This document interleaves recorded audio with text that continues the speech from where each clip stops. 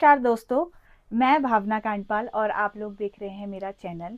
तो हमारे उत्तराखंड में कई ऐसे कलाकार हैं जिनसे आप लोग शायद ही कभी मिल पाते होंगे। आप मिलते होंगे या तो सामने-सामने जो लोग इन्हें जान पाते हैं, और दूसरा वो लोग जो इनके इंटरव्यू ख़ासा पसंद करते हैं। और इंटरव्यू ख़ासा वही लोग पसंद करते हैं जो ज़्यादातर पुरानी चीज़ें और चीज़ों को जड़ों से समझने की कोशिश करते हैं। तो इसी चीज़ को लेकर के आज मेरी मुलाकात हुई एक बहुत अच्छे कलाकार, एक अच्छे राइटर और एक बहुत अच्छे कह सकते हैं, हम ज्ञाता कह सकते हैं, जिन्हें बहुत सारी चीज़ों की नॉलेज है जो मैंने भी सीखी और इनका इंटरव्यू देख के। और आज मुझे ये अवसर मिला है कि मुझे आज इनसे सामने-सामने मिलने का मौका मिला। तो हमारे साथ हैं आज शिरोमणि पंत जी। तो इनका नाम ही काफ़ी है। पहले तो आप लोगों ने इनके काफ़ी सारे इंटरव्यू देखे होंगे और काफ़ी सारी चीज़ें आप लोगों ने इनके बारे में जानी होंगी। तो आज सर से मैं आपको मिलाना चाहती हूँ और मैं चाहती हूँ कि जो चीज़ मैंने सीखी, जो चीज़ें मेरे मन में कुछ सवाल हैं या कुछ भी चीज़ें मेरे मन में हैं, मैं जानना चाहती हूँ, तो वो ज़रूर ऐसा होगा कि आपके लिए भी थोड़ा-सा नॉलेज की चीज़ होगी। क्योंकि हमारे जो पुराने लोगों के पास जो ज्ञान का खजाना है, वो आपको कभी भी कहीं नहीं मिलेगा। तो सबसे पहले आपका बहुत-बहुत धन्यवाद कि आप 2 शब्द मेरे ब्लॉग में पहले तो बोल दीजिए। हाँ, नमस्कार मित्रों। आज मेरे लिए बहुत ही हर्ष का विषय है। मैं भिक्यासैन नेटी गांव का रहने वाला हूं और यहाँ मेरा आकाशवाणी और गुजरात शिक्षा विभाग में काम था। तो आज मेरा सौभाग्य हमारी बिटिया भावना कांडपाल, इस समय एक ये कहना चाहिए कि जो सुपर डांसर भी कहा जा सकता है, सुपर एक्टर भी कहा जा सकता है। और सभी में अपने उत्तराखंड वासियों से लेकर देश के अंदर जितने भी हमारे पहाड़ के जो प्रदेश प्रवास पर हैं, सभी लोगों से मैं यही कहूँगा कि हमारी बेटी का जो ये भावना कांडपाल का चैनल को आप लाइक सब्सक्राइब करना ना भूलें और इनके चैनलों को आप हमेशा देखते रहिए। और आज मेरे लिए खुशी की बात है कि बिटिया ने कहा कि अंकल, आपके पास आप एक सयाने आदमी हैं और इतने 37 वर्षों से आप अपनी संस्कृति के लिए समर्पित आप रहे हुए हैं, अपने लोकगीतों के लिए समर्पित रहे हैं।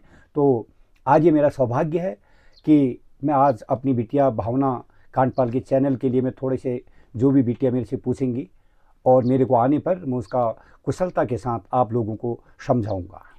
तो सबसे पहले तो मैं आपसे ये पूछना चाहती हूँ कि आपके पास बहुत सारी ऐसी कहानियाँ हैं और बहुत सारी ऐसी चीज़ें हैं जो कि लोग सुनना पसंद करते हैं। तो मैं ये जानना चाहती हूँ कि ये सारी चीज़ें, मतलब आपके पास इतना सारा ज्ञान ये कहाँ से आया? बेटा, ये क्या है, ज्ञान की जहाँ तक बात आती है, आज मैं हर किसी से यही कहता हूँ, अपने उत्तराखंड वासियों से, जो अपनी भाषा को बोलने में गढ़वाल के 2 व्यक्ति साथ चलते हैं, नेपाल के साथ चलते हैं, भोजपुर, राजस्थान, गुजराती, बंगाली, क्या हमारी मातृभाषा, हमारी कुमाऊनी भाषा क्या इतनी गलत है कि आज के बच्चे जो अपनी भाषा को बोलने में शर्म कर रहे हैं? और दुख और रोना उस समय आता है जब उनके पेरेंट्स कहते हैं, पंथजू ना ना ना ना, उनकी मम्मी कहती, उनके पापा कहते हैं, पंजू ना हमर नन समत जानी बोला नहीं सकन। बड़ा फक्र महसूस करते हुए इस सेंटेंस को बोलने के लिए। तो मेरा रुझान, मैंने हमेशा अपने बचपन से, मैंने जब होश संभाला बेटा, तो मैंने यही सीखा कि मैं देवभूमि का रहने वाला हूँ। वह देवभूमि जहाँ 33 कोटि से आए हुए 33 करोड़ देवी देवताओं का वास है। तो मुझे अपनी मातृभूमि, अपनी मिट्टी से बहुत लगाव रहा और अतीत के जनमानस, जो हमारे बुजुर्ग थे, जो हमारे पूर्वज थे, उनकी बताई हुई चीज़ों को मैंने हमेशा अपने अमल में लाने की कोशिश की। मैंने ना आज तक कोई फुहड़ता भरे गाने लिखे। आज मैं कुमाऊं के अंदर लगभग 350-60 विद्यालय हो गए हैं। आज भी मैं अपनी बाल जनरेशन को अपनी संस्कृति की मूल जड़ों से, कि लोक क्या है, लोक गीत क्या है और लोक गायक की परिभाषा क्या, इन तीनों में काफ़ी डिफरेंस है। तो आज मैं यही कहता हूँ कि बच्चों से स्कूलों में भी, जैसे न्योली है, छपेली है, चांचरी है, हुड़किया बॉल है, गुड़ैल, भगनौल, धौंसल, बैर, ऋतुरैण, बारामासी, सजवाली, सांझ का गीत, बसंत गीत, भंवर गीत, भिटौली गीत, लोरी गीत और फाग, शगुनाकर और आपका भैनी और चांचरी और जिसे ढुसका कहते हैं, जो धारचूला और नेपाल बॉर्डर पर एक विधा है, वो चलता है। वेरी, मैंने वहाँ पर एक चांचरी भी मैंने तैयार की, जो कम से कम 11-12 विद्यालयों में बच्चे इसको गा चुके हैं। लोक कथा, लोक गाथा, द्वंद्व कथाएं।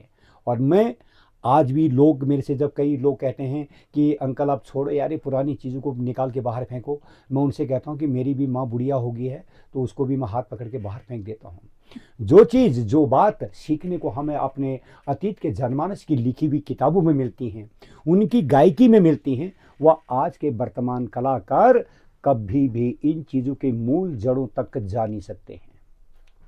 तो मैं ये जानना चाहूँगी कि आपने ये सारी चीज़ें मतलब आपने कहाँ से सीखी ये सारी चीज़ें? जैसे आपको बहुत सारी जैसे कह सकते हैं हमारे बहुत सारे इष्ट देव हैं हमारे बिल्कुल कुमाऊँ में बिल्कुल, हाँ। काफ़ी सारे, तो उनके बारे में, उनकी सारी चीज़ें, क्योंकि मैंने आपका एक इंटरव्यू देखा था बिल्कुल। जिसमें आप बहुत सारी चीज़ें ऐसे बता रहे थे, हमारे जो इष्ट देव हैं गोलू देवता, जी, तो जिनके उनके बारे में आप बता रहे थे, उनकी लोक कथाएँ हो गई, ये सारी चीज़ें मतलब कहाँ से आती हैं? कैसे इन्हें ये लिखा बताता हूँ बेटा, जाता है? बिल्कुल।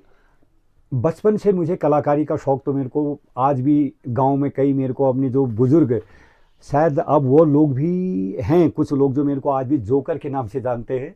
उस समय की रामलीलाओं की जोकरिंग बचपन की वो अलग ही टाइप की थी कि एक मूंछ ऊपर एक मूंछ नीचे, और एक ये बाहाँ सिमेटी भी और एक बाहाँ पूरा है, मतलब इस टाइप की वो बचपन की कॉमेडी अलग है। और आज मैं जब कभी कोई चीज़ को लिखता हूँ, मेरे हास्य में भी, अगर मैं हास्य कोई व्यंग लिखता हूँ, कोई चुटकुला भी अगर बोलता हूँ, उसमें भी समाज के लिए एक संदेश जाता है। तो इन चीज़ों को, बिटिया का ये कहना कि अंकल आपने कैसे सीखा, क्योंकि मुझे अपने माटी से अथाह प्यार है। जब हम बचपन में जागर सुनते थे तो ग्वेल जी की कहानी जगरियों के मुँह से सुनते थे, और जगरियों के मुँह से जागर को सुनते थे, तब उनके बारे में पता लगा। फिर दूसरी जगह कहीं गंगनाथ की कहीं पर जागर लगी है, कहीं पर देवी की जागर लगी, कहीं पर नरसिंह की जागर लगी है। तो जब मैं धीरे धीरे करके इस फील्ड में जब मैं प्रॉपर तरीके से आया, तो फिर मैंने इस पर और भी दौड़ा भागी सर्च रिसर्च करके आज हमारी जैसे ग्वेल देवता न्याय के, हमारे न्याय के देवता दुधाधारी कृष्ण अवतारी बाला गोरिया, वास्तव में वह कृष्ण के ही अवतार हैं।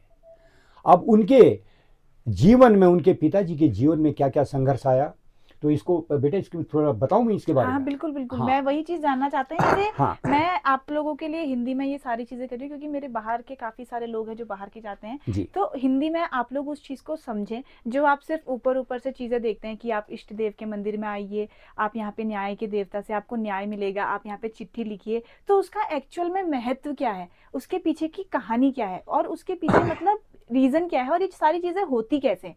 तो ये सब चीज़ों का मैं आप सभी लोगों के सामने स्पष्टीकरण आज इनके ज़रिए करवाना चाहती हूँ, जो मैं भी जानूँगी, मुझे भी अभी इतना कुछ ख़ासा पता नहीं है, और ये सर आज आप सभी लोगों को बताएँगे और मुझे भी।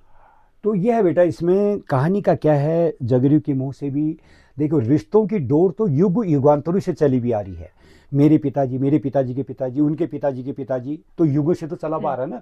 तो उसी प्रकार यहाँ पर हम जगरियों के मुंह से इतने सुनते थे कि पहली बुढ़ा आंस राली तब बुढ़ा कांस राली, तब बुढ़ा हाल लाई तब बुढ़ा झालू राई। वेलजू के पिताजी का नाम झालू राई, झालू राय। उनके पिताजी के पिताजी का नाम हालाय, उनके पिताजी का नाम कांसराली, और उनके पिताजी का नाम आंसराली है। पहली बुढ़ा आंसराली तब बुढ़ा कांसराली। तो उनके जीवन में अगर ये डिटेल अगर पूरी अगर मैं बताने पर अगर आ गया, तो ग्वेलजू की कहानी को बताने में कम से कम 5 दिन भी कम पड़ेंगे। मैं शॉर्ट में बताता हूँ कि 108 वर्ष की उनकी उम्र हो चुकी थी, संतान के नाम पर चूहा पैदा नहीं हुआ, और 7 मौसियाँ थी जिनको कैजा भी कहते हैं हम लोग अपनी भाषा में। तो वो इतने बुजुर्ग हो गए थे कि पूरे धौली धुमागढ़ के क्षेत्र के, बल्कि आज तो मैं ये भी कहूँगा कि हमारे जो जगरिये जागर लगाते उनको भी पता नहीं है कि भाई, इतना वो जरूर कहते कि धौली धुमागढ़ ग्वालियरी कोट धौली धुमागढ़ ग्वालियरी कोट नेपाल और कुमाऊं के बॉर्डर पर है, और असली जहां पर हमारे ग्वेल जी ने जन्म लिया उस गांव का नाम है बना गांव। आज भी लोग मन्नत पूरी होने पर कांठ का घोड़ा वहां पर भेंट चढ़ाने के लिए जाते हैं। आप काँट का मतलब थोड़ा लोग काठ समझेंगे, का मतलब लकड़ी का घोड़ा। लकड़ी का घोड़ा। तो अभी लकड़ी के घोड़े की कहानी तो लगभग इस बात को तो हमारी 50% लोग तो जानते हैं बुजुर्गों में, और मेरे ख्याल से आज की जनरेशन तो मेरे ख्याल से 10% भी इसकी जानकारी नहीं है। तो उनको लोग चिढ़ाने लग गए कि ये बुढ़ा जो है अशुद्ध है, 7 रानियों के होने के बाद भी संतान के नाम पर चूहा भी पैदा नहीं हुआ। तो एक दिन उन्होंने अपना मन बनाया कि मैं अब ऋषिकेश जाता हूँ, ऋषि मुनि से कहता हूँ मेरी जन्म कुंडली को देखो। ये क्या है, द्वंद्व कथा। द्वंद्व कथा का क्या होता है, जिसमें एक द्वंद्व पैदा होता है। जैसे मैं भी जगरिया हूँ, दूसरा भी मेरे सामने जगरिया है, वो भी जगरिया है। तो उनकी कहानी में, और जो वर्तमान जगरिया इन्होंने तो खाली सीख के, अगर ये जगरिया जागर लगा रहा है वो उसी को रिकॉर्डिंग करके वो भी सोचता है कि मैं भी जागर लगा लूँ। लेकिन जागर के तौर तरीके एक पारंपरिक सिस्टम से वो आज बिल्कुल भी नहीं है। आज तो कहानी क्या होगी, एक रात में एक जगरिया 3 जागर लगा रहा है, 4 जागर में भी पहुंच जा रहे, दूसरे दिन 9 बजे भी स्टार्ट कर दे रहा जागर, और आज शाम को 4 बजे से जागर स्टार्ट हो जा रही है। तो झालू राय जब बहुत दुखी हो गए तब उन्होंने कहा, मैं ऋषि मुनि से अपने मरने का जन्म मतलब ये मरने का दिन तिथि ऋषि मुनि मेरे को बताएंगे, मैं अब मृत्यु को जाना चाहता हूँ। तो ऋषिकेश गए झालू राय, तो ऋषि मुनियों ने उनकी कुंडली देखी और उनसे कहा कि राजा झालू राय, तुम मरने की बात कर रहे हो, अभी तुम्हारे ग्रह नक्षत्र में 8वीं शादी का योग है। तब झालू राय, क्या वो हंसते क्या वो रोते, कहा, हे ऋषि मुनियों, क्या मजाक करने के लिए मैं ही बुढ़ा रह गया? तो तुम्हारे लिए 108 वर्ष की मेरी उम्र होगी, आंख के चेप झूल के यहाँ आगे हैं, कखराई के देखो बाल चिड़ियों के घोंसले लायक हो गए हैं, और तुम कह रहे हो 8वीं शादी? बोले, हे राजा झालू राय, और तुम्हारी कुंडली बता रही है, हम अपने मन से नहीं कह रहे हैं। तो सारी डिटेल आगे को हुई। उन्होंने कहा, जाओ फलाने फलाने बार को, मंगलवार को नवणी के पाठ में जाना, और वहां पर तुमको जो भी लड़की औरत तुमको पहले 5 बजे जो भी मिलेगी स्नान करते हुए, वही तुम्हारी 8वीं पत्नी बनेगी। और वो 8वीं पत्नी कौन थी? ऋखेश्वर कोट के राजा ऋखेश्वर की बेटी लली कालिंगा, भगवान शिव जी की बहन, मुंह बोली बहन थी। तो लली कालिंगा नाम की बालिका वहां पर स्नान कर रही थी। बस, क्योंकि ऋषि मुनियों का ने बता दिया था, वही तुम्हारी 8वीं शादी, वही तुम्हारी 8वीं पत्नी बनेगी। फिर ठीक हो गया। राजा झालू राय उन्हें ब्याह कर धौली धुमागढ़ लेकर गए, और भगवान की एक ऐसी चमत्कार, एक ऐसी लीला हुई, कालिंगा माता को 1 मास लगा, दूसरा मास लगा, तीसरा मास लगा, चौथा मास लगा, 5वां मास लगा, 6ठा मास लगा, और 8वां 9वें में तब उसके बाद कृष्ण अवतारी दुधाधारी हमारे न्याय के देवता ग्वेलजू का जन्म हुआ। यह सब देखते ही जब एक प्रसव पीड़ा जिसे हम कहते हैं शुरुआत होने लगी, तो 7 मौसियाँ इतनी क्रूर थी उनकी, यानी लली कालिंगा की जेठानियाँ 7, कि इस पर जो भी संतान होगी इसको दिखाना नहीं है। अगर बाई दिवे लड़का हो गया या लड़की भी होगी तो बुढ़ा तो हमको, राजा तो हमको घर से बाहर कर देगा कि हम पर तो संतान के नाम पर चूहा तक पैदा नहीं हुआ। तब उन्होंने काली पट्टी बांधी जब वो बच्चे को जन्म दे रही थी, और काली पट्टी बांधी और बालक को ग्वेलजी को छुपा दिया। जब उसके बाद लली कालिंगा ने, जब उसको थोड़ा उसकी प्रसव पीड़ा कम हुई, तब उसने इधर देखा उधर देखा, अपनी गोद देखी, तब कहा, मेरा गोद का बालक कहाँ है, मेरा बच्चा मेरे को दे दो। लेकिन 7 क्रूर जेठानियों ने कहा, कहाँ तेरे पर संतान? उसके आगे क्या रख दिया? पत्थर का वो शिल और बट्टा। कहा, ये तेरे पर पैदा हुए हैं। क्या करती बेचारी, असहाय थी। झालू राय बहुत बुजुर्ग हो चुके थे, बहुत बूढ़े हो चुके थे। ठीक हो गया। और असली जो ग्वेलजू थे उनको मारने के लिए उन्होंने न जाने क्या से क्या कोशिश नहीं की। उन्होंने सबसे पहले उन्होंने घर की, आज तो लेंटर वाले मकान है, उसमें मिट्टी के पाल लकड़ी वाले कुल्हाड़ी से काट के बालक को फेंक दिया नीचे। वहां तक 4 सींग वाला लाखा एक बकरा, उसकी सींग बड़ी खतरनाक थी। उन्होंने कहा, साला एक सींग भी लगेगा ये मर जाएगा। लेकिन कहाँ, वो तो भगवान कृष्ण के अवतार हमारी धरती में आए, उनको कोई मारने वाला हो? कोई भगवान को कोई मार सकता है? नहीं मार सकता है। तो लखा 4 सींग वाला, चौसिंगी लाख जो है कनी, तो ग्वेलजी के तलुओं को पैरों को चाट रहा था। अच्छा, सारू ने कहा, जरा दरवाजा खोल के देखो मरा नहीं मरा अभी। वो बालक तब तक देखा, खित खित खित खित खिल खिल करके हंस रहे ठहरे ग्वेलजी। उन्होंने कहा, ये तो बड़ा कमाल हो गया भाई। उन्होंने कहा, ऐसे नहीं मरता है। उन्होंने क्या कहा, एक मारने वाली गाय थी उनके घर में। उन्होंने कहा, ये गाय का एक भी लात, एक भी सींग लग गया, ये तो फिर मर ही जाएगा, इसने तो मरना, तो ये गाय तो पक्का मारेगी। और फिर वही बात आ गई, भगवान के अवतार, उन्हें कौन मार पाएगा? तो ऐसा पोर्शन देखा, दरवाजा खोलने पर गाय की पीछे के 2 पैर फैलाए हुए, और गौ माता की दूध की धार उनके थनों से, गाय के थनों से उनके मुंह में जा रही थी। फिर भी हार गए। उन्होंने कहा, अब इसको ऐसा करो, जो शिन कंडियाली कहते हैं गढ़वाली में, हमारे यहाँ शिशोण कहते हैं, उसके भूड़े में फेंक दो, अपने आप मरता है नीचे। बात फिर वही आई, भगवान को कौन मारेगा? वहाँ पर देखा नीचे से बिल्कुल वो शिशोण की घास ने एक ऐसा रूप लिया जैसे डनलप का गद्दा होता है, रुई का गद्दा होता है। आखिरकार जब उनकी कुछ नहीं चली, उन्होंने कहा ऐसा करो, इसको एक संदूक लाओ, उसमें 7 ताले लगाकर इसको बहा दो काली नदी में। काली नदी में ले गए, 7 ताले मारे, तो बीच में एक ढेवरी गढ़ एक जगह पड़ती है। ढेवरी गढ़ में एक भाना देवर और भाना देवरानी जाल फेंक के मछली मार के अपना जीवन यापन करते थे। और वह संदूक जो है बहते बहते बहते बहते कहाँ मिल गया? गोरी नदी में। और यही गोरी नदी अपने जो है धारचूला से जो जाती है, जो धारचूला में गोरी और काली नदी नेपाल से आती है, उसका संगम वहाँ पर होता है। तो जगरिये कहते भी हैं कि काली में भगाए गोरी में पाए, तब तेरा नाम पड़ो बाला गोरिया। न तो उन्हें नाम खैर गोयल थी, बाला गोरिया। गोरी का गोरिया मतलब गोरी नदी में मिले। तो वह संदूक जो था भाना देवर के जाल में आ गया। उन्होंने अपनी घरवाली को आवाज दी, उनका भाना जल्दी आ जल्दी आ। लगता है मेरे को आज तक हमने मछली खाई, लेकिन आज मेरे को लग रहा है ये जाल में इतना खतरनाक ये मछली आई है, ये मछली हमको खाती है। उन्होंने कहा ये न जाल छूट रहा है और न ये इधर को आ रहे। दोनों पति पत्नी उन्होंने लगाया जोर। तब तक देखा उसमें संदूक। बोला ये 7 तालों वाला कौन सा संदूक है?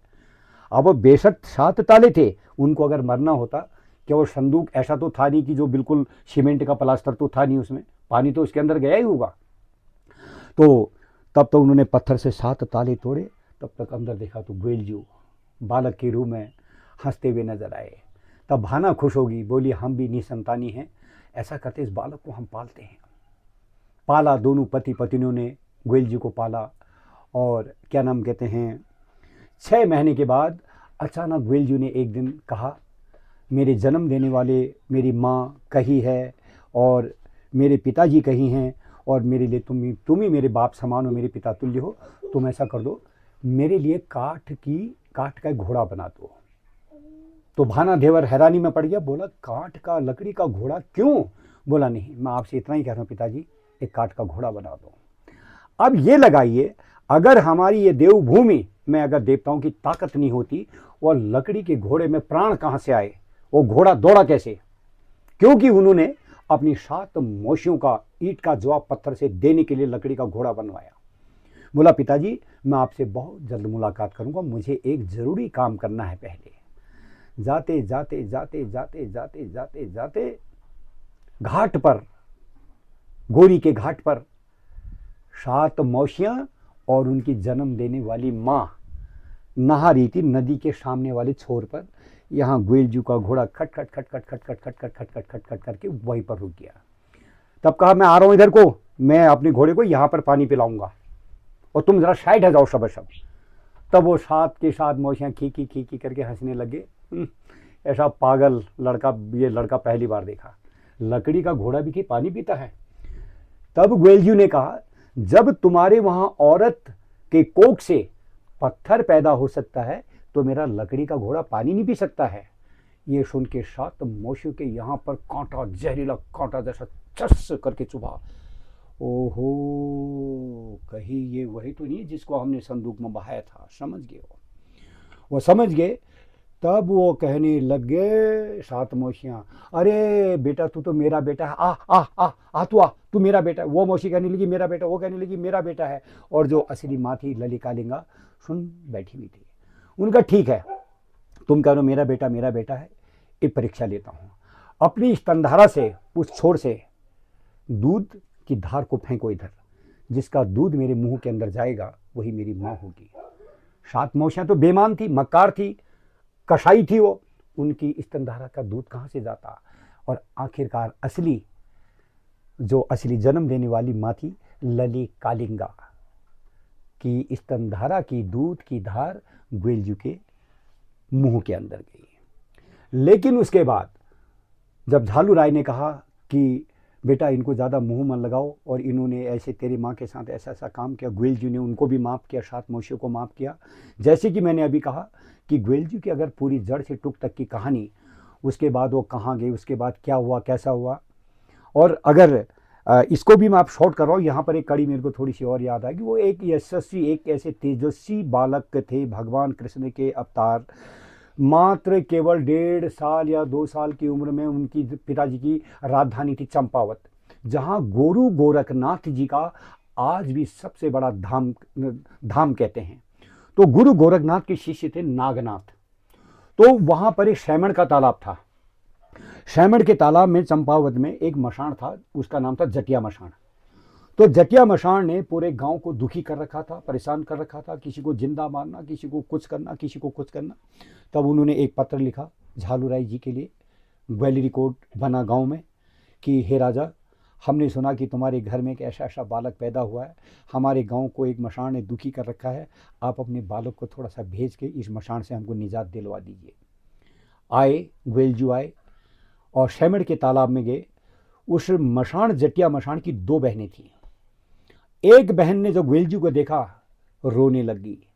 बोली, माता आप क्यों रो रही हैं? बोली, मैं इसलिए रो रही हूँ, तू इतना हिया कैसा काता, हिया का तो पूर्णिमा को जून, ये तो खूबसूरत बालक तू, मेरे भय को तुझे न भूख छू आज तो कब मारी भाई मार जलो, तब मुझे डाड़ो ना रहे, तब मेरे को रोना आ रहा है। एक बहन हंस रही ठहरी। उन्होंने कहा, माँ आप क्यों हंस रही हो? बोला, ही करके खिटखिटाट पड़ा, मेरा भाई कई दिन से भूखा है, आज तेरे को बनाएगा अपना निवाला और मेरे भाई का पेट भरेगा करके, तब मेरे को खुशी के मारे हंस रही हूँ। 3 दिन 3 रात का भयानक भीषण युद्ध चला और आखिरकार जटिया मशान का समापन हो गया। जिंदगी भर के लिए उन्हें जो है मृत्यु लोक पहुंचा दिया ग्वेलजी ने। वही बेताल घाट में, जिसे आज भूमिया बूबू के नाम से पुकारा जाता है, नकू मशान का नाम सुना बेटा तुमने? नहीं। हाँ, नकू मशान, जो एक समय में मशान थे, इतने खतरनाक उन्होंने काम किए, लोगों को डराना, परेशान करना, और आखिरकार उन्हें भी साधा, नकू मशान को भी हमारे ग्वेलजी ने ही साधा। और आज उनके मंदिर में लोग अर्जी लेके बेताल घाट जाते हैं। बहुत बड़ा धाम है नकू बुबू का, जो भूमिया के नाम से भी जाने जाते हैं। और अगर आदमी अगर सच्चे कर्मों वाला हो, आज भी अगर आदमी कहीं से रास्ता अगर आ रहा है, कोई परदेशी आ रहा है, अपने कोई रिश्तेदार से मिलने के लिए जा रहा है, वो फंस गया अगर जंगल में, उस एरिया में, बेताल घाट के एरिया में, तो वो आदमी डरते हुए जाता है। तो नकू बुबू आज क्या काम करते हैं, क्योंकि उन्होंने कहा, आज के बाद तुम मेरे गुरु, मैं आपका सेवक, मैं आज के बाद अच्छे काम करूंगा। अब आदमी, जैसे ना बेटा, तुम रात को अगर कहीं पर जाती हो तो अचानक, और तुमको डर लग रही, तुमने 1 किलोमीटर दूर जाना है, आधा किलोमीटर दूर जाना है, हे भगवान कोई सांप तो मिल जाता है, ऐसा होता नहीं होता है? तो आज भी अगर कोई अगर आदमी होता है तो नकू बुबू ये सीधे सादे आदमी का एक कुर्ता पजामा, टोपी, वाशकट के रूप में करके खांसते हुए जाएंगे। उस बंदे ने जहां तक जाना है उसको उसके आंगन तक पहुंचा के नकू बुबू अदृश्य हो जाता है। आज के समय में भी ऐसा आज होता के है? समय में भी है, बिल्कुल है। तो ग्वेलजू के उसके बाद उनकी एक बहन थी बैणा भागुली। कहाँ थी बैणा भागुली? क्या नाम कहते हैं आपका, वो जगह का नाम अभी गले में आ रहा है, दुबा चौरी पाठ। दुबा चौरी पाठ गए, न जाने क्या क्या काम किए ग्वेलजू ने।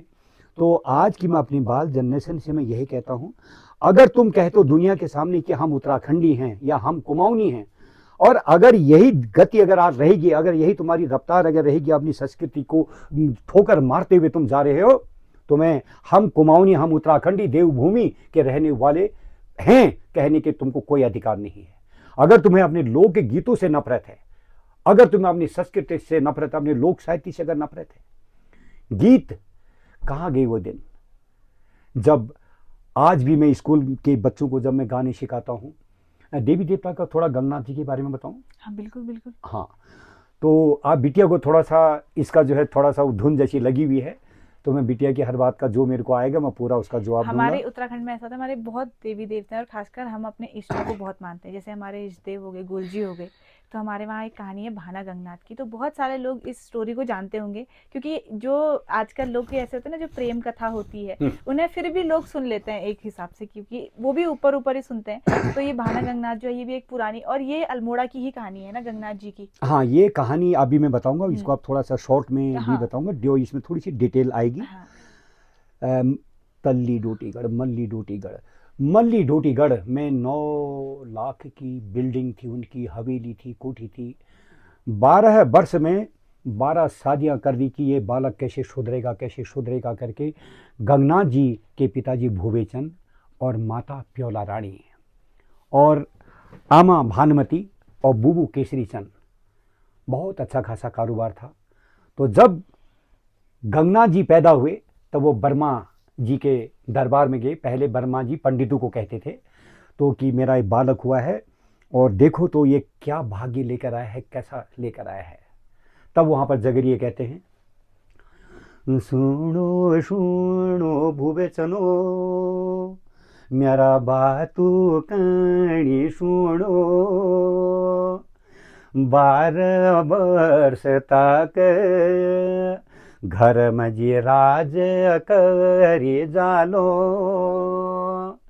13 वर्ष में तो गाई के रण्यास लागोलो। रण्यास मतलब एक मोह माया को छोड़कर, पारिवारिक मोह माया को छोड़कर रण्यास का मतलब एक जोग ध्यान की तरफ उदेक लगना शुरू हो जाएगा 13वें वर्ष में, और 14वें वर्ष में ये घर बार छोड़ के चला जाएगा। उसी दौरान 13 वर्ष से पहले कहानी बड़े बुजुर्ग जो हमारी ज्ञानी लोग बताते थे, गंगनाथ जी बचपन में बहुत खुरापाती थे। अगर कोई बहन बेटी घास लेने के लिए, कोई घास की डलिया होती थी, खाद की डलिया होती थी, लकड़ी का गडेरा होता था, उसको धक्का देना, उनको फेंकना, ये उनका काम था।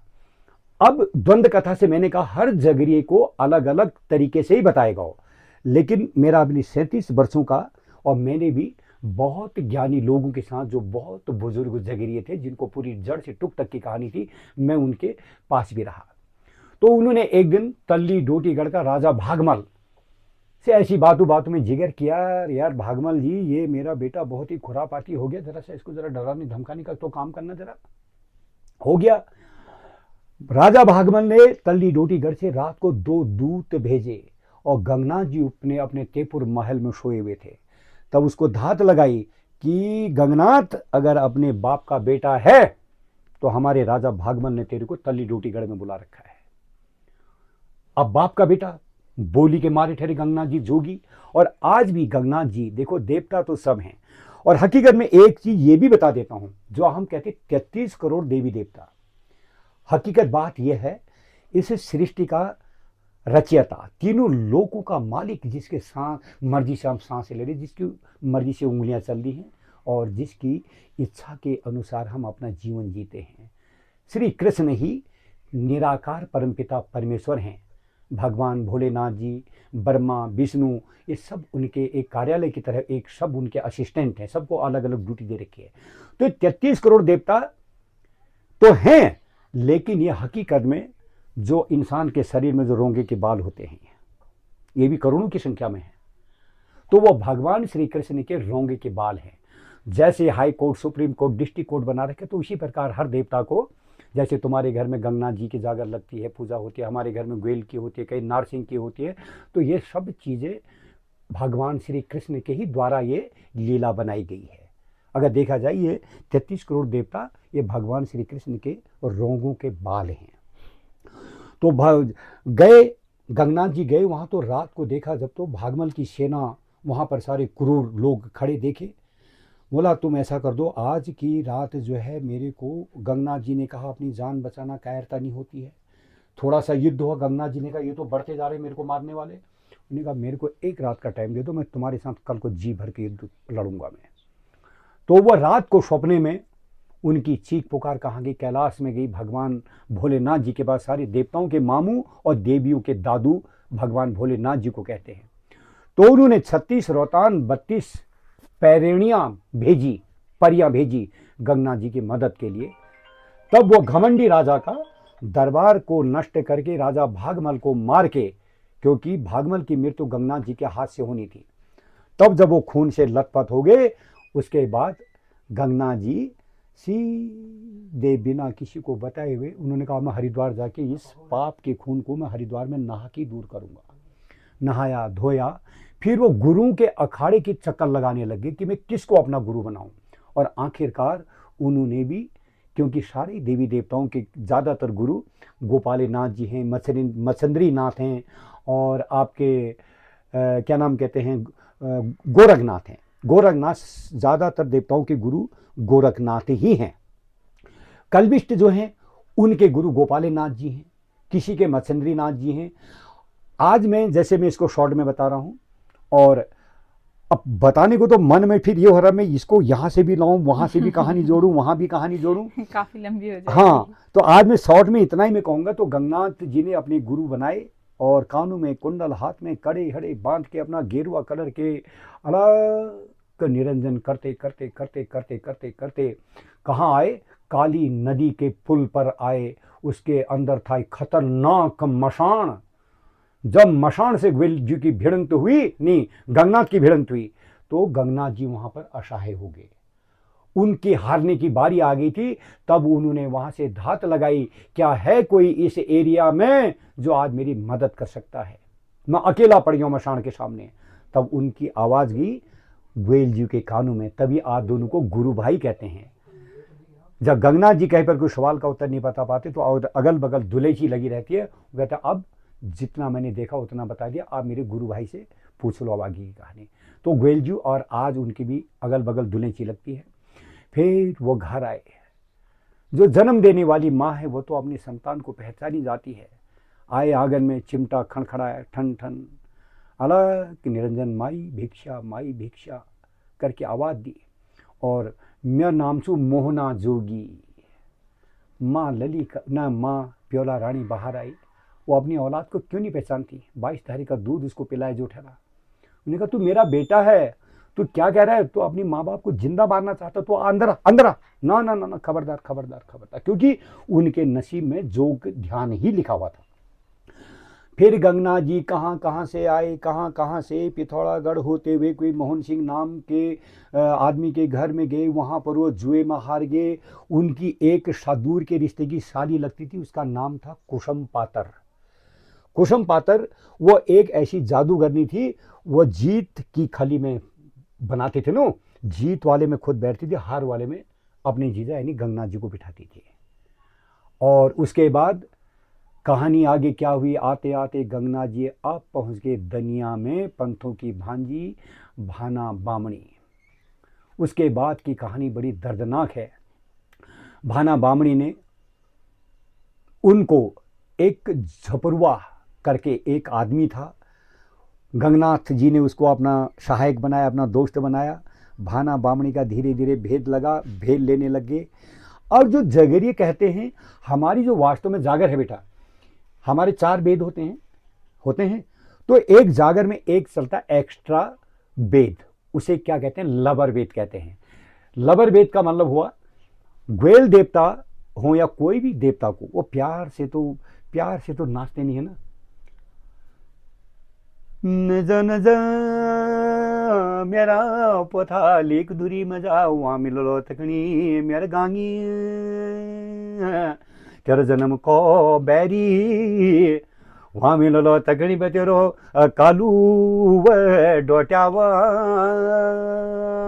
अब वहां से जब चाल बढ़ती जाती, हुड़के की रिदम भी तेज हो जाता है और जो जगरिया होता है उसके अंदर थोड़ा थोड़ा गुरु का अवतार आने लगता है।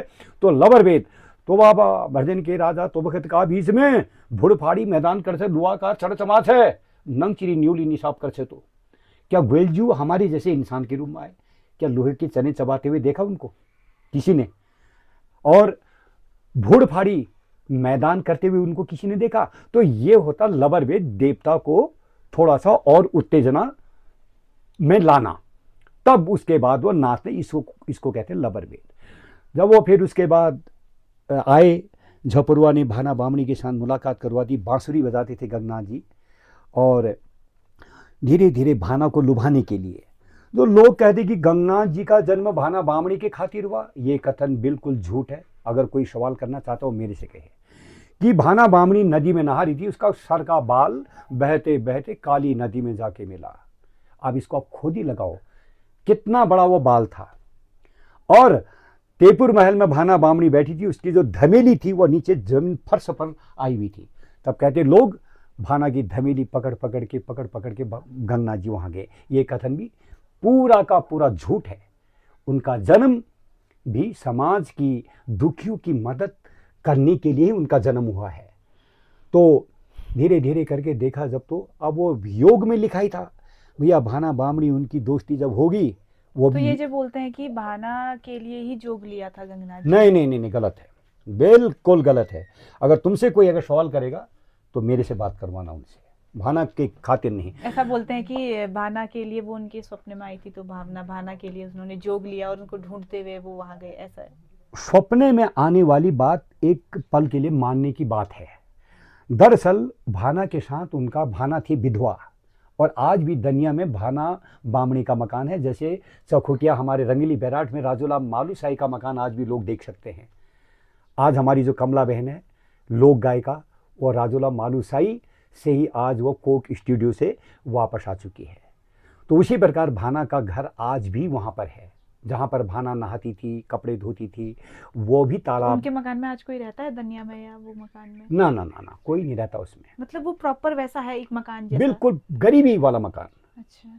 पंथू की भांजी हुई है, अल्मोड़े के पंथू की भांजी हुई, वहाँ पर ब्याही ठहरी, फिर विधवा होगी। बोलते और हैं भाना जोशी खोला की थी, कहते हैं। जोशी खोला, हाँ हाँ। तो जोशी खोला, हाँ, जहाँ पर उसका मकान है उसको जोशी खोला ही कहते हैं। और उसके बाद ठीक हो गया उनका, दोनों का प्रेम प्रसंग चला चला चला, तो भाना बामणी जो थी गर्भवती हो गई। वो किस्सा देकर 5वां 6वां महीने के बाद लोगों ने देखा ये जोगी के नाम पर, ये तो यहाँ पर ऐसे काम करने के लिए आया। तो अल्मोड़े के एक कलवा लोहार था, उसकी मदद ली गई, और कलवा लोहार अपने लोहे के औजारों से दोनों के साथ साथ एक तीसरा, जिसको आज बाल ब्रह्मी भोलानाथ कहते हैं, वह गर्भ में शिशु था उस समय। और आज भी जो गंगनाथ जी को जो धात पुकार करता है, तो न्याय गंगनाथ जी नहीं करते हैं, वो बाल ब्रह्मी भोलानाथ करता है न्याय को। और गंगनाथ एक ऐसे देवता हैं, खुशी से अगर एक फूल से भी अगर उनकी सेवा करोगे तो अन्न धन से भंडार भर देंगे। अगर गंगनाथ को अगर किसी ने बिगाड़ने की कोशिश की, अगर गंगनाथ जोगी को अगर किसी ने कोई गलत तरीके से पुकारा, जहां गंगनाथ जी बिगड़ गए तो समझ लो पुस्तों लग जाते हैं गंगनाथ को रास्ते में। मतलब जागर, सर के कहने का मतलब है जागर गाने का तरीका हाँ बिल्कुल सही होना चाहिए, कि ये भी एक चीज है कि जैसे आजकल बिल्कुल बिल्कुल बिल्कुल बिल्कुल ऐसा है। क्योंकि आज आजकल तो हम इन चीजों को जागर के माध्यम से ही जानते हैं। हमारे घरों में जो जागर लगती है, काफी सारे जो लोग बाहर रहते हैं वो वहां से यहाँ जागर लगाने के लिए आते हैं। हाँ, तो आप लोग एक अच्छे जागरी का चयन करें, जिससे मतलब ये भी एक हो सकता है कि जो हाँ, सही जागर, सही बिल्कुल बहुत आपके। अच्छी बात आज हमारी भावना बिटिया ने कही। आज भी मैं लोगों से कहता हूँ, दिल्ली से आते हो, लखनऊ से आते हो, कलकत्ता से आते हो, बम्बई से आते हो, अगर 2 रात 3 रात की अगर जागर लग रही है तो तुम लोग बैठ रहे हो 60,000 70,000 में बैठ रहे हो, 2-3 रात का खाना, छोटी मोटी भेंट, एक जगरे का बेसिक रेट एक जागर का केवल 3,000 रुपया हो गया है। तो वह जगरिया एक रात के 3 जागर लगा रहा है, तो लगाइए 9,000, तो उसके एक रात में ये बने। अब अगर कहीं पर नौतार, अगर कोई नया देवता अगर प्रकट हो गया परिवार में, तो नौतार क्या होता है बेटा, वो नाम बताने में टाइम लगाता है। वो भी किसी का अगर ग्रह अच्छे हो गए तो दूसरे तीसरे दिनों नाम बताता है, उसमें वो कई रूप धारण करता है। फिर कभी कहता है मैं मशाण हूँ, कभी कहता है मैं भूतकई हूँ, कभी कहता है मैं भूत हूँ। तो जगरिया जो है टेंशन में पड़ जा रहा है कि अब अगर मैं नाम पूछने के चक्कर में पूरी रात अगर मैं यही हुड़का अगर बजाऊं तो दूसरे घर के 3,000 रुपये मर जाते हैं मेरे। तो ऐसा भी होता है कि जैसे नुकसान उनको तो है ही जो जागर लगा रहे हैं, लेकिन जो जागर में जो उस चीज को कर रहे हैं उन्हें भी इस चीज का नुकसान होता है? कि जो ऐसा काम कर रहे हैं, हाँ, जो जागर लगाते हैं। बिल्कुल बिल्कुल बिल्कुल। कई जगरिए देख लिए, घर में दूसरे के घर में जागर लगाने के लिए जा रहे हैं, रीति रिवाज से अगर जागर को लगाते, असली जागर जिस घर में लगती है, हरिद्वार का गंगा जल, गोमूत्र और गाय का दूध से पहले सुबह से लेके शाम तक पूरे आंगन में 2-3 बार छिड़काव होता था। सबसे पहले अखंड दिया जगता था, घर के बड़े लोग बुजुर्ग लोग व्रत लेते थे, फिर भूमिया के मंदिर में दिया जलता था, फिर भगवती के मंदिर में, तो गांव में जितने भी देवी देवताओं का थान मंदिर है, तब उसके बाद पूजा होने के बाद दिया जलाने के बाद तब शाम को जिस समय 2 सांझ भिड़ती थी उस समय हुड़के में थाप पड़ती थी। लेकिन वो समय बदल गया। आप गए जगरिया, निकाली थाली, 1 घंटा, सवा घंटा, 1.5 घंटे में बस। अब उसके बाद जगरिया जब टेंशन में आ जा रहा है, मेरे 3,000 घुसते हैं, अब उसको तो दूसरी जगह जाना है। वो क्या करे, सीधे बबूत पकड़ा, बेचारा नौतार जैसा बेचारा खुल के नाचने को आता है। जगरिया अपने लालच में परमेश्वरा मालिका सांझ भाग बोल दी मुख ज्ञान खोल दिए जतर घो उत्तर पस्तो निधन देव दरबार में आए नरबुद्धि निकरण परमेश्वर मालिका यो शौका लाचार से नर बंदर पशु पखाण पानी में के चार से खबरदार है परमेश्वर मालिका एल वे मैं 6 महीने या 3 महीने तक दिन तक बाद नू 3 महीने बाद आगे में ट्वीट पश्चिम में शौका हिटो बस वो नाचते हुए नौतार को वो ढंग से और बिठा दे। आजकल बहुत सारा ऐसा भी हो रहा है कि जैसे लोग बोलते हैं मसाण पूछते हैं, मसाण पूछते हैं, हाँ पर वो बोलते तो हैं कि हाँ हमने ये कर दिया, लेकिन उसके बाद भी लोगों का मसाण नहीं पूछता है। फिर वो दोबारा आकर के जैसे बोलते हैं हमने तो बकरी भी चढ़ा दी, हमने तो मुर्गा भी चढ़ा बिल्कुल दिया, बिल्कुल पर बिल्कुल फिर बिल्कुल। भी उनका मसाण नहीं खत्म होता है। फिर ये क्या देखिए चक्कर हो सबसे सकता है? पहले जिसके घर में आज जागर लग रही मैं उनसे कहता हूँ पहले जगरिए को पहचानो, क्या वास्तव में ये गुरु हैं। अब एक जागर है, एक पुश्त पुश्तानु से उसके घर में गुरु का अवतार था, उनके बूबू थे, उनके पिताजी थे, फिर लड़के में आए, फिर लड़के का लड़के में गया। उनको जो कहानी का पता है वो आजकल की जो नए जगरी इनको खाक भी पता नहीं है इनको। तो अब जो हकीकत भावना बिटिया ने कहा कि मशान पूछ दिया है, बकरी भी दे दी, वो भी दे दिया, उसका कारण मैं बता रहा हूं, कोई ढंग से नियम के साथ काम नहीं हो रहा है। हर चीज की रूपरेखा होती है। हम जब खाना बनाते हैं तो पहले उसमें नमक कब डालते हैं, उसमें मिर्च कब डालते हैं, उबाल आ जाता फिर कब निकालना है। वहां अब क्या हो गया, जो मशान के नाम का जो मुर्गा और बकरा है उसको पचाने के लिए सबसे पहले मशान का सामान तो गया भाड़ में, पहले एक पेटी उनकी बंद हो रही है, मिर्च मसाले शराब की बोतल, क्योंकि बकरा पचाना है वहां। तो वह रीति रिवाज के अनुसार, एक नियम के अनुसार, पारंपरिक रूप के अनुसार। और किसने कहा मशान, मशान नहीं कहते हैं उसको, भूत नहीं कहते हैं, वो भी भूत देवता है, वो मशान देवता भी हैं। तो जब बिना देवताओं के मशान नहीं है, भूत प्रेत नहीं है, बिना भूत प्रेतों के देवता नहीं है, तो संसार में इन एक खेल को बहुत युग युगांतरों से चलता हुआ आ रहा है। तो जब वो नियम के साथ काम नहीं करेंगे, कहाँ पर दिया जलाना है और भूमिया धरती माता की भेंट रखनी है, जरा से भी अगर तुम गलती करोगे, और कहीं पर वो जौ के डिकरे के साथ पूछते हैं, उनको तो ये होती कि कब बकरे को काटें, कब वो चखना बनाएं, और कब ये शराब की बोतलों को हम खोलें।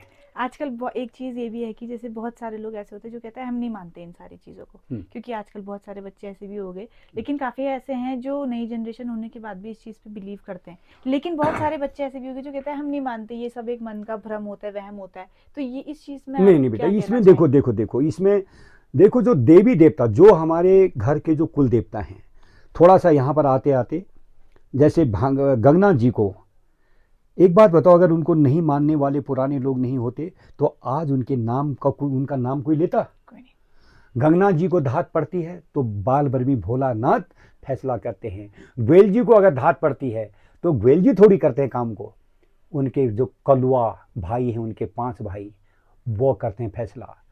कलबिष्ट कौशानी के पास कालू कोटड़ी गांव उनकी जन्मभूमि है, जो कार्तिक के महीने गेहूं बोने के बाद अपने रुमोली धुमोली गाय को गोधान के लिए नहग चरे कलुआ, अब तो करतली भाबर हैं। तो मार्च के महीने जब गेहूं काटने का समय होता था, तब भाबर अपनी रुमोली धुमोली गाय की गोधान को लेकर कलबिष्ट जी अपने घर वापस आते थे। तो उनके साथ भी क्या हुआ, जब वो वापस आ रहे थे, उनका एक वो था बछड़ा, उसका नाम था चनू ब्यल। तो पंडित जी के पास गए कि मेरे को गांव जाना, मेरे गांव जाने का दिन ये सही है या नहीं है, मैं अपनी गाय भैंसों को लेकर अपने पहाड़ वापस जा रहा हूँ। ऋषि मुनियों ने कहा ये दिन भी ठीक नहीं, उन्होंने ऋषि मुनि की भी बात नहीं मानी, क्योंकि कलबिष्ट जी की कहानी गंगनाथ जी की तरह हत्या की गई थी उनकी भी। तो चनू ब्यल सारी गाय भैंसों के सर में अपने जो भी बकरियां हैं, गाय भैंसे बैल उगरो पिठिया लगा रहे थे, सबने पिठिया लगा। जो चनू ब्यल उनका प्रिय बछड़ा था, उसने सर हिला दिया ना करके, कि उसका भी इशारा था कि आज का दिन तेरे लिए ठीक नहीं है। लग गए आए वो सबसे पहले। तो चाल में जगरिए जो कहते हैं, अब कलू अब हग में की खारा दातुल की धारा, अब गाय भैंसी रुमोली धुमोली गाय गोधान के लिए पूछ गए मेरे दादा। तो हल्द्वानी बजारा शुरू मुरली बाजीर, अरे हल्द्वानी बजारा शुरू कलुआ दादा इस टाइप का। फिर वो भीमताल में आए, फिर वो अल्मोड़ा पहुंचे, फिर अल्मोड़ा पहुंचे तो यहाँ बांस गली एक पुरानी जगह का नाम है, अब इसका पता बुजुर्गों को ही होगा। तो बांस गली के मशान से भी उनका खतरनाक युद्ध हुआ। लेकिन मेन चीज बताना भूल गया, एक जगह है धौली घाट। धौली घाट में जब अपने गाय भैंसों को चुगाने के लिए वो लाते थे, वहां भी मशान ने उनके गाय भैंसों को बहुत बहुत दुखी किया। तो जैसे ही वो गाय भैंस पानी में मुंह को डूबते थे, मशान अपनी मायावी शक्ति से पानी को सुखा देता था।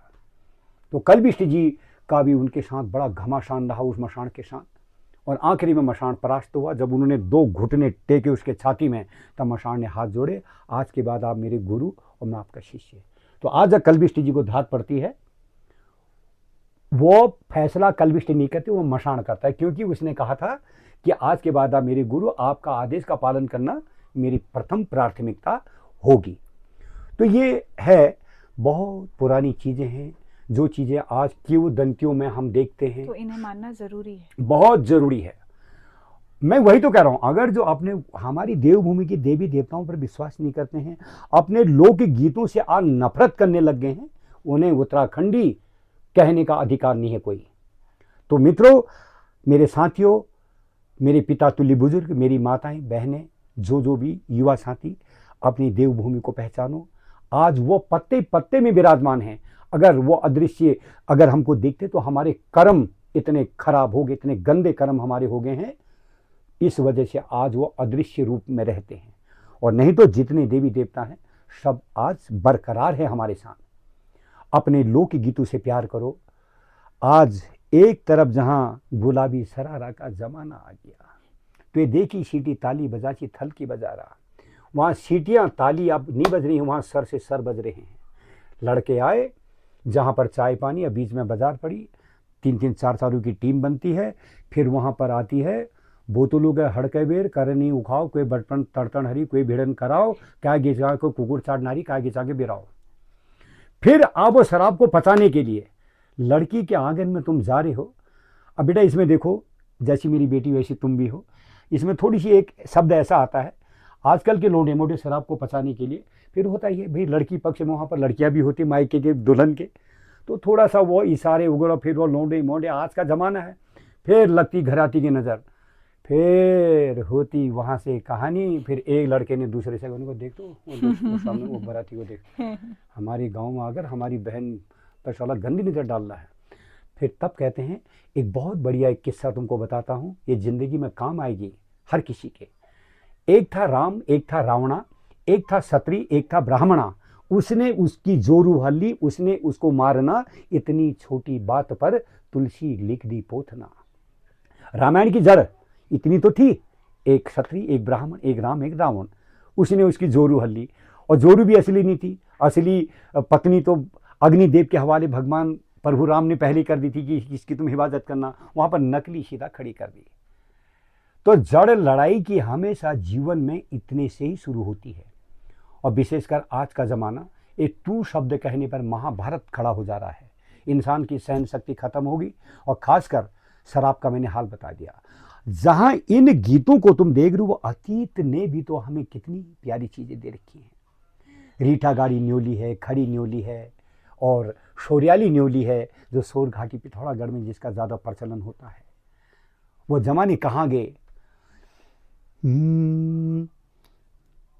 न बस घुघुती तो डाली टूकी, न बास घुघुती तो डाली टूकी, न बास घुघुती घूर घूर, न बास घुघुती घूर घूर, क्यारे बासन नहीं लाओ ए घुघुती, म्योरो पराणी झूर झूर, म्योरो पराणी झूर झूर।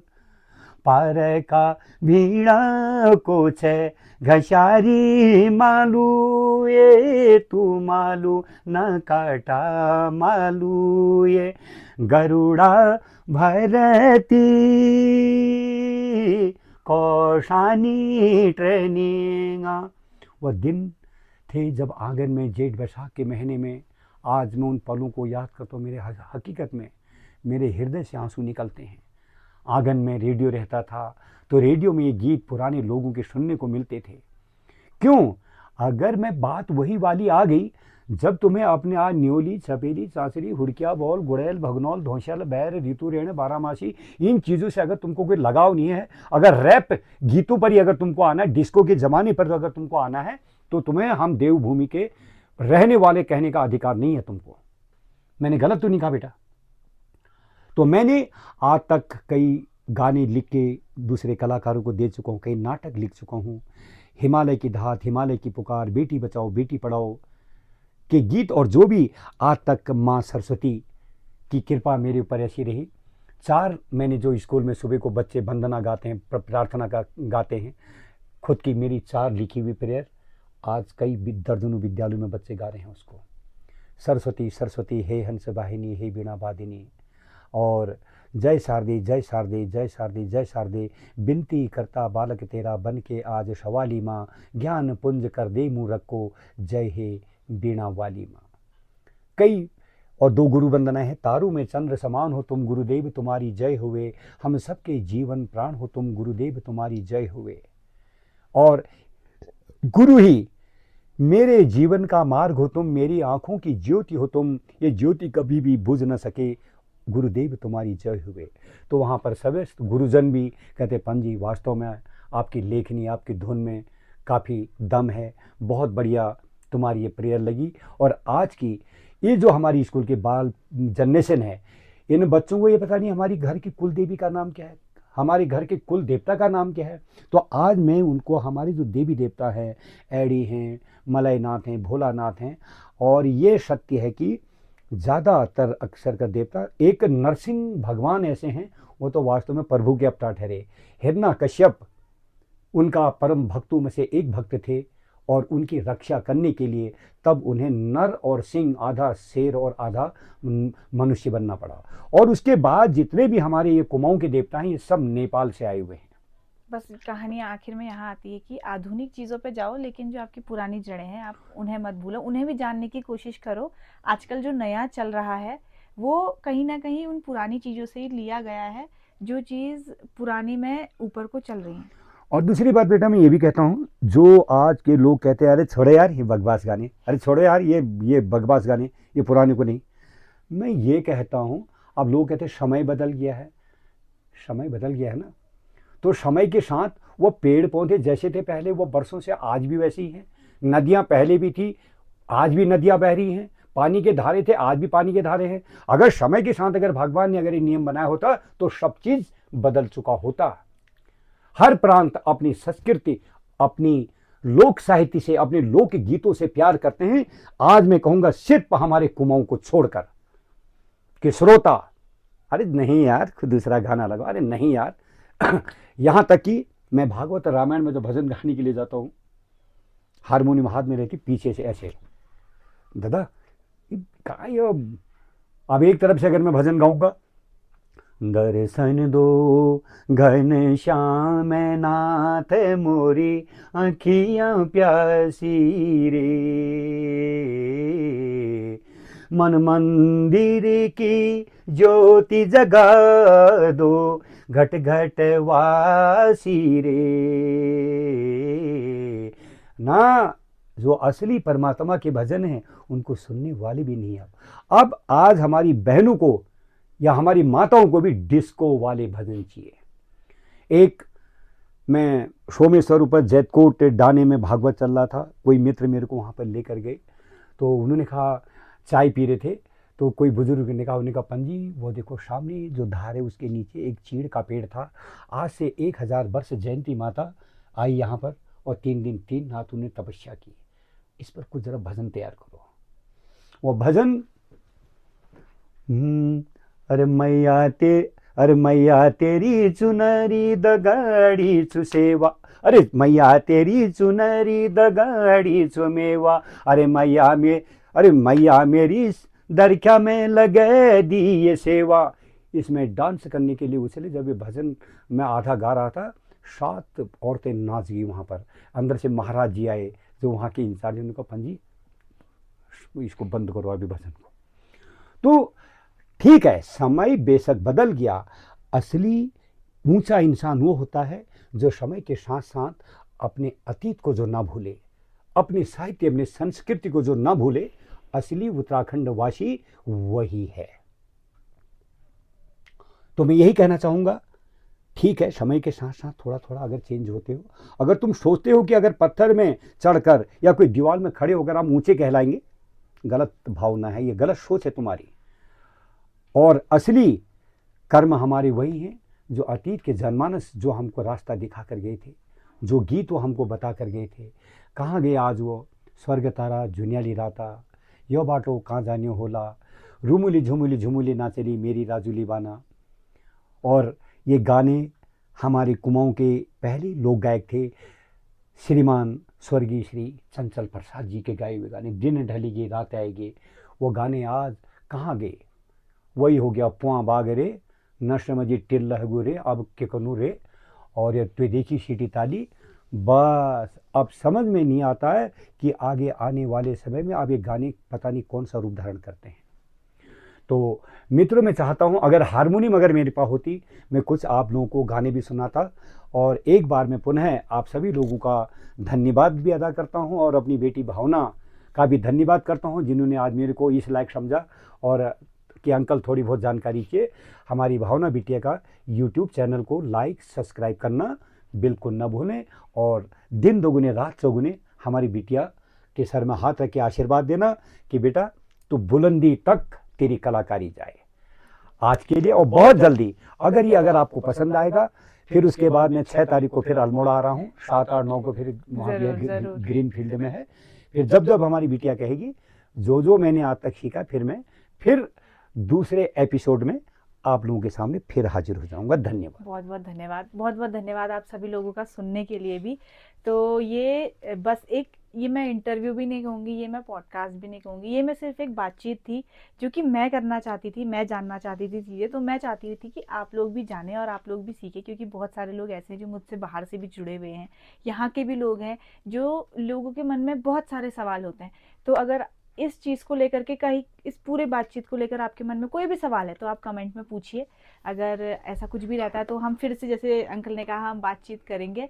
तो मैं फिर आपके सवाल लेकर के आऊँगी सबके सामने। और भी उसके साथ ही साथ अतीत के जो जनमानस ने जो हमको विशाल दरख्त सांस्कृतिक धरोहर की दे रखी है, उस दिन मैं बिटिया से कहूँगा 4-5 दिन पहले मेरे को जानकारी मिल जानी चाहिए।